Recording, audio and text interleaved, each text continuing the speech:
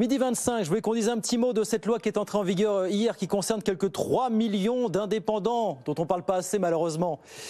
François Hurel, président de l'Union des auto-entrepreneurs, est avec nous pour en parler. Bonjour Monsieur Hurel, merci d'être avec nous quelques instants.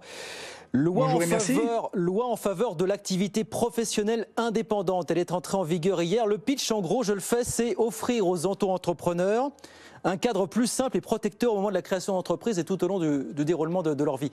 Il y a une ou deux mesures phares sur lesquelles je vous dis un mot, notamment la préservation du patrimoine de l'entrepreneur. Ça veut dire quoi exactement, François Hurel, ça? Expliquez-nous. Oui, alors c'est un dispositif effectivement intéressant qui s'adresse à tous les entrepreneurs en fait individuels, hein, pas forcément aux micro-entrepreneurs, en fait aux auto-entrepreneurs, mais à tous, et qui permet effectivement de protéger le patrimoine personnel lorsqu'il y a des convenus financiers. En gros, si je devais résumer ça dans une phrase, éviter à tout prix d'additionner l'échec familial à l'échec en fait économique.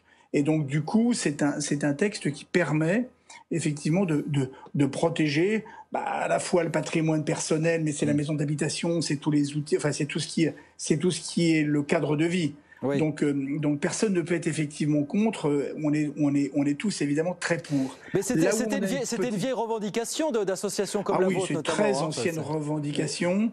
Elle est pertinente. Là où on peut s'interroger, parce que quand même, effectivement, il faut poser la question, c'est est-ce que les nouveaux indépendants, ceux qui sont nés justement d'après 2009, qui ne sont pas protégés par rien, ils ne sont pas réglementés, ils n'ont pas d'ordre professionnel, ce ne sont pas en fait des professions entre guillemets protégées, ceux-là même finalement ne créent pas de fonds de commerce et ont des activités qui sont relativement modestes et n'ont pas de patrimoine. Et donc en réalité, la question peut se poser, fallait-il ou faudrait-il, et moi ça me paraît être indispensable, il faut en même temps que l'on protège le patrimoine aussi protéger l'individu, c'est-à-dire celui qui travaille. Et donc on a besoin maintenant de faire un vrai dispositif qui protège la personne avec de la vraie prévoyance sociale et avec des éléments qui soient tangible pour à peu près 2 500 000 indépendants versus 3,5 millions.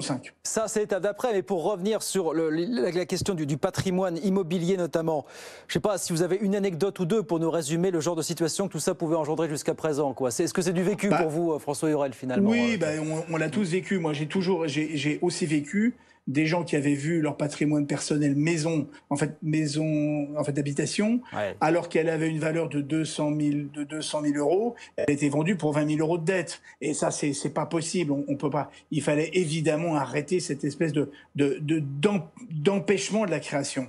On peut pas demander. Vous dites ça vraiment, empêchement. Vous dites vraiment empêchement de création. C'est ça que vous dites aujourd'hui. Ah mais oui, bien sûr, parce qu'il y avait les gens. Alors.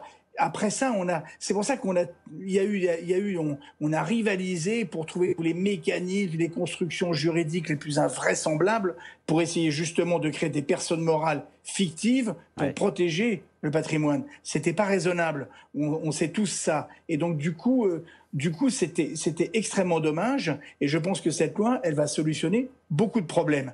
Qu'elle les solutionne tous? La réponse est non. C'est une loi d'un monde. J'ai presque envie de dire parfois d'un ancien monde de l'indépendance. Maintenant, il faut aussi protéger le nouveau monde de l'indépendance, c'est-à-dire tous ceux les 3 550 qui s'inscrivent chaque jour au régime de l'auto-entrepreneur. Cela aussi, il faut les protéger. En guise de conclusion, François Hurel, prendre enfin conscience qu'il y a 3 millions d'indépendants dans ce pays et que ça ne va pas se tarir, ça ne va faire qu'augmenter finalement. On en revient toujours à ça. Moi, je fais le pari à 3 500 par jour. Je pense qu'avant la fin de l'année 2023-24, il y aura 5 millions d'indépendants en France. Ça veut dire quasiment, on est à 11% de la population active, où on sera à 16, 17, 18. Oui. Donc vous donnez rendez-vous au nouveau gouvernement prochain, effectivement, pour aller très loin, absolument, beaucoup plus vite. Je serai, dès qu'il sera nommé, dès qu'il y aura un ministre, je serai dans son bureau le plus vite possible pour essayer de lui proposer que l'on protège aussi l'individu. Alors vous allez attendre comme nous de connaître le nom de votre futur ministre de tutelle en l'occurrence pour aller porter ces revendications. Vous n'avez pas d'infos pendant qu'on y est sur le nom de celui qui... Ah non, j'en ai pas du tout, mais si vous en avez, je suis preneur. On les a pas non plus, mais bon, apparemment on nous dit que ça pourrait être pour cette semaine. Voilà, on va espérer en tout cas. Merci beaucoup, merci François Hurel. Merci à vous. Merci d'avoir été avec nous ce midi, président de l'Union des auto-entrepreneurs avec nous sur BFM Business. Bah oui, ça aussi on attend, ça sera pour cette semaine mesdames et messieurs. Et vous tiendrez informés au fur et à mesure que les infos nous parviendront.